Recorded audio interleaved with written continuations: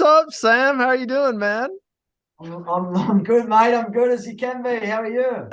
I am doing fantastic. I've been looking forward to speaking with you, man. So you're on my side of the world, aren't you? You're over here in the States? Yeah, bro. I live in LA. Oh my gosh, I am so jealous. That's where I want to be. So I do the acting and stuff, and so I want to get out to LA, and I've only been out there one time. So your weather is probably much better than where I'm at right now. Where are you? I'm in Indiana, so the Midwest. Midwest, mate. You'd be getting punished over there with some weather. Mate, the weather here, I'm not going to lie, the weather here hasn't been the greatest just recently, but, mate, Cali's sick. I love it over here. It's good fun. And, mate, I've been here for 4 years almost now, so I'm not going anywhere anytime soon, man. I'm doing acting here in LA myself, so I love it. Man, that's why I connected with you right off the bat because I know you're in the entertainment side of things. I just have to say, last thing I have to say about the weather, didn't you guys just get snow in Uh, California? Didn't I just hear that? Mate, yeah, it's nuts. It was snowing in Hollywood Hills, I think. So, yeah, it's once in a century stuff, mate. But I was here to experience it. So, yeah, it's been cold. It's real cold. But to be honest, I don't mind a bit of this weather because it's perfect 95% of the year. And it's like, it's good to feel a bit cold and get into some jumpers and stuff, you know? I was going to say in Australia, you can't be used to the cold either. No, not at all, mate. I like the cold though. I don't mind it. Yeah. Well, Yeah. man, thank you so much for coming on and taking time out of your busy schedule to come on and Oh, chat with us. My co-analyst Abraham's having a little trouble getting on. He might join on randomly at some point during this oh, podcast here, but that's I good. was such a fan of yours, man. I love the loyal way that you play your game, and I know we're going to get into kind of some of that. But let's just get the main question out of the way that I know you're probably answering over and over and over and over again. So you were a part of one of the biggest blunders in idol blunders in Survivor history. The problem was not your problem. You weren't a part of the issue. You kind of had it played out, play the idol for me. We're going to make this big move on George, and it just didn't play out that way. So, I mean, how were you feeling going into that final tribal? Did you feel like that might be the night you go home, or did you feel confident that you guys had two idols going in? You had Simon backing you up, that you'd be able to pull off this massive move? Yeah, mate, that was the move of the game, and it was going to be an amazing move. And I was actually fairly confident that it was going to play off. I was skipping and cheering going into tribal council, going, "Yeah, this is going to be sick. I can't wait. Let's go!" And it's tribal council is a tough place, and anything can happen. And yeah, I felt like I did everything that I could have done. I'm not. Yeah, I'm grateful that how I actually spoke. I'd be kicking myself if I didn't speak my heart and what I was feeling instinctually. So I'm glad I did that. Unfortunately, a rookie move was made, and I was sent packing, man. And look, it's the game of Survivor. I'm grateful to play the game twice. I'm spewing that I left the game when I did because my tank was nowhere near empty.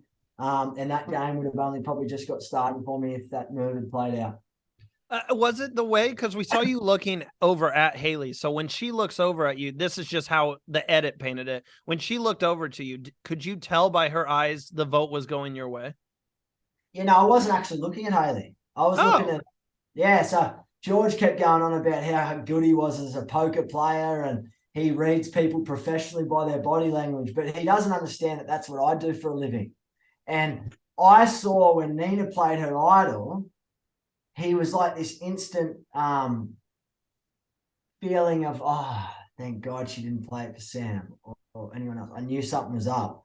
And I knew when they somewhere along the line in tribal council, they mentioned 6 as opposed to 7, the number 7, because they had a 7, mm. including Simon, but they said, I think Shawnee or someone said 6 on the KFC challenge. I started thinking, well, why are they leaving Simon out of the alliance? And then she made some comment later to 7 to fix it up. I knew something was wrong. And I looked over after Nina played her idol way too fast. I looked over and said, something's not right. I knew, Sean, I have one more chance here. I'm speaking up. Play your idol for me, man. This is going to be the game's biggest move. Let's play it. Let's just get it done. I mean, you called it right. I mean, they were definitely targeting you. How many packs of beers is it going to take for Oh, you to totally forgive Sean for his idol play? I don't know if mate, the guy's a good guy. I mean, Obviously, yeah. nah. He'll be buying me something for the rest of his life. It's not just one card. I want something every week, a gift pack, a care package, whatever it is, every week. Boom. I mean, if he ends up winning the game, that $500,000 needs to go, or at least half of that needs to go into buying you whatever you want.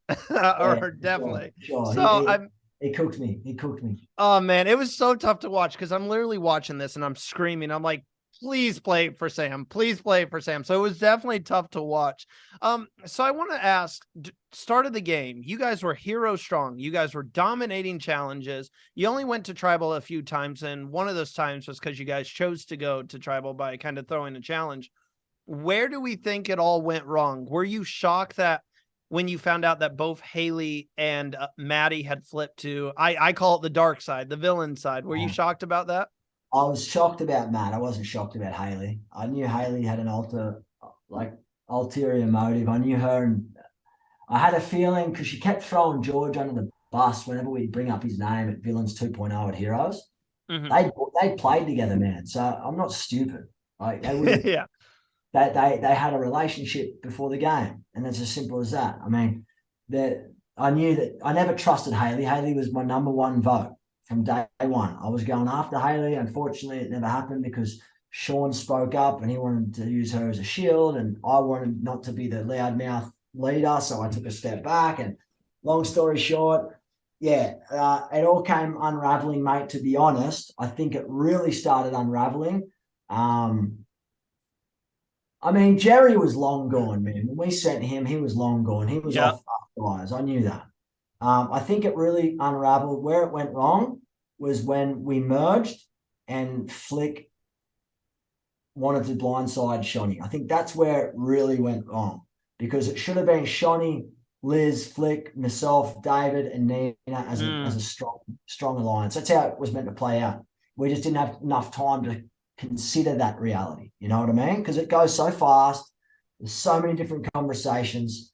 1,000 things can happen, and it only takes one thing to happen wrong, and everything changes. Mm-hmm.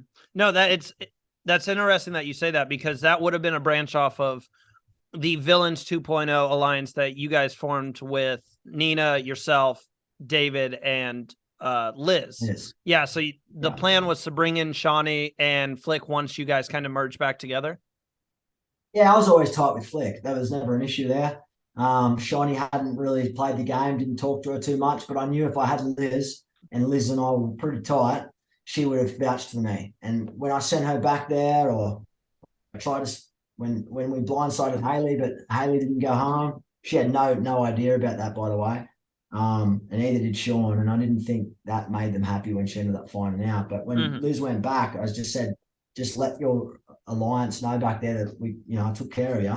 Please take care of me at merge. Let's work together.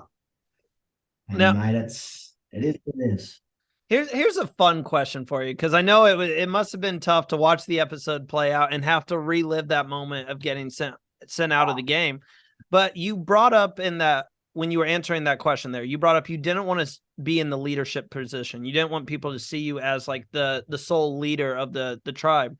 You did kind of get put in a leadership position. You guys won the bakery challenge, and you had to read the scroll, and it said, okay, Sam, you have to decide who gets to eat what. And you have from the giant chocolate cake that you gave your friend David to the slice of bread, where I was like, is he going to give himself the slice of bread? What was going through your mind in that moment? Because I know some people might watch and be like, okay, just, divvy it out. This is a big game time move for you, because it kind of signals where everybody lies within the tribe. And we saw that with Ben, who was kind of on the outs at the time, getting one of the smaller items. Yeah, well, mate, Flick got a pretty small item too, but I knew that she'd handle it. So that was a strategic move. I mean, I had to take the bread. There was no questions asked. My downfall is probably I'm too nice, but I'd rather leave the game being the way I was, as opposed to being someone who is not who I am, kind of thing. But anyway, that's a whole different conversation for another day. And that was a tough choice that day, divvying out items to people. It was bad, because you're damned if you do, you're damned if you don't. And I got a few right and some of them wrong. I took the bread, so really I was the worst. That's how I kind of picture it. Like, you can't complain. getting a little cupcake, Ben, because I got the piece of bread, man. I could have given you that. So You look so annoyed at the time when you took that bite of the bread. You look so annoyed, but you're like, you know what? It is what it is. it is what it is, mate. And that was, yeah, it's hard. Like I wanted to come out not being a leader, and yeah, I got stuck with that decision, unfortunately. But mate, it is, yeah, the game's fun. It's a good game. Well, you also had a moment in tribal council. You brought up Jerry. You knew that he was long gone once you guys sent him away. Just by what we saw from the edit, you were vocal during that tribal council when Paige was saying, "Hey, I'll go over there and I'll be a spy for us." And I believe it was you who spoke up and said, "Look, we got to think this through. Whoever we send over may not come back." And so, Jerry obviously took that as he is expendable, basically. So Exactly. what was going on during that tribal? Was your mind the full time, whoever is going over there is going to get eliminated? So that's why we just got to kind of cut someone loose here? Yeah, I think that and also someone that a chance of them not coming back, but also a chance if they don't come back, you're not really going to be weaker in your own alliance. Sending Paige would have been a problem because it would have been a red flag. They knew that she was too tight with us. Why would we send send her home? It wouldn't have made sense. But looking back at it, it could have still worked too. I think anyone could have worked, but sending Jerry over there left him with a bit of a bitter taste in his mouth, and he was coming for us guys. And I get that. It's fine. It's the game of Survivor. And yeah, I was vocal through that one because I think that was probably the best choice we could have made. And I think it's the one we did make. Yeah, I mean, I think it pretty much worked out. There was other stuff that kind of led to the downfall of the Heroes tribe. Yeah. This is always a fun question. If Abraham was here, he definitely would love to ask this. But we love the challenges of Australian Survivor. Physical, super demanding challenges. Which one stuck out to you while you were out there? Which challenge was one that you would never want to do again? Good question. I don't. It's like an adult theme park, man. I'd do them all. I'd do them all again. Even the last breath, because that one looks terrible. Sorry. That one was that was anxiety inducing, very much so. But I want to do it again because I didn't do too well. I lasted like 30 minutes, and that because I was scared, and it actually brought on fear for me, like gulping my last breath. I want to push myself and challenge myself. So I want to do it again. But yeah, that one was probably that one was the worst challenge for sure. If you do it again, should we put our money that you're going to last longer? Do you think you have more in the tank? 100%. Yeah, I'll last longer. That's the Survivor. It's an OG challenge, that one. So the Survivor favorite challenge. So I mean, man, it was good to do it. And I knew looking at it, mate, this one was going to be a hard one. Oh, check that off your Survivor bucket list alongside with finding an idle clue in a pizza box. I don't know if a lot of people have that on their bingo card. No. I mean, finding the idol. How long were you searching out there? Because we saw you, David, and Sean all go out searching all over the place. So how long do you think you spent searching for that idol? And I was that day, not so long, but over the course of the next 4 or 5 days, intermittently, whenever I got a chance. I was just like, where is it? There has to be a reason why I can't find it. And I was like taking the piss of myself going, this would be right. I wanted to find an idol and I just got the clue and I just can't find it. So I did my best. I couldn't find it. Sean gave up looking, so I knew something was maybe up, but I didn't want to think he had it, but there was always a question mark there. I mean, it doesn't matter how you leave the game, whether it's in a blindside fashion or just a unanimous vote. Everyone's going to take something different away from their time out there in what we all think is the greatest social game on the planet Earth. So we always love to ask this question. You've got to play the game twice now. Going back, remind me, was it season 1 your first time playing? Season 1, yeah. Season 1, and now we're Heroes versus Villain, which is the 10th season, I believe. Yeah. So what are you going to take away from your experience from Survivor as a whole? Yeah, I mean, the biggest experience I'll take away from it is Survivor is a social game. Like you said, it's the biggest, best social game around, and you can be good or bad at challenges. I don't think that really will determine if you win the game or not. I don't think it does, but it depends. You might need to win a challenge at a certain part to get to the final tribal. You know what I mean? So the biggest takeaway is probably, especially with the pressure cooker of tribal council nowadays, it changed a lot since I played.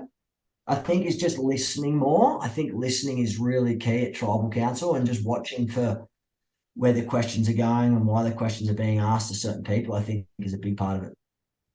Sam, before I ask you the last question that we always ask everyone, you're a podcaster yourself. You're a fellow podcaster. So I was a little nervous coming on here today because I'm like, you're doing good, man. You're doing great. I'm like, Sam's going to be judging me. So go ahead and tell us what your podcast is all about. I would love for people to check it out. Yeah, it's called It Ain't Week to Speak with Sam Webb. I basically just I talk with guests from all over the world, and I'm lucky enough to have connected with some really well-known people who can share stories about hitting rock bottom in their life, or mental health challenges or experiences in their life where they've had to show adversity and change and bounce back. And yeah, it's really just about sharing lived experiences, as well as, sharing tips and strategies to excel at life, business, sport, mental health, physical health. It's really to give people really good, simple tools to live a better life through sharing lived experiences with some very well-known people and stories. I mean, that's inspiring, man. The fact you let them come on, share their stories, props to you. And for anyone listening to this, I'll put the link to the podcast in the description below. So definitely go check it out for Sam, because that's incredible, man. And well done to you. The last question we always like to ask everyone: Are you going to go out there and play again? Are we going to get to see you again? The Sam trilogy. Yeah, mate, they should be a Sam trilogy. I reckon there will be a Sam trilogy at some level. You got it, like, mate. I can actually say I'm like an OG now, confidently. Yeah. But I don't like to call myself that. But mate, I definitely would play again, man. But look, I'm in America now. I'd love to play the US one. That I didn't even think about that. That would be incredible. Yeah, I'd love to put my hand up with CBS, and they're just down the road from me, so you never know. You never know, mate. I don't know, but I would definitely play it again. And the biggest challenge was probably being away from my fiance, to be honest. She struggled a fair bit with me being away, and big love to her for allowing me to do that for her own peace of mind too. It would have been hard for her to. It's like someone's dead. You don't ever get to speak to them or hear from them or text them. It must be tough. So yeah, I appreciate that, and I appreciate everyone that's played the game, and respect everyone, no matter if you get out first or last. I mean, everyone's having a go. I mean, Jeff Probst, CBS, I hope you're listening, and maybe a blood versus water season, we can get you and your fiance out there, so then she won't have to be missing you while you're out there. You think she'd compete with you? Oh, mate, she'd struggle. She's like as girly as they come. So, man. She'd rise to the occasion, though. She's competitive. Well, Sam, I'll let you go here. I know you got a lot more to do today. Thank you so much for, again, taking time, coming on and speaking with me, man. And hopefully the podcasters don't work you too much today and you can get some sleep. Yeah, no, I'll be good, mate. I appreciate you, Randy. Thanks for your time, brother. And enjoy the Midwest. And yeah, hit me up if you're ever in LA, bro. I was just going to say, if I ever make it out there, we'll grab a drink or something, man. Thanks again, Sam. Sounds good. See you.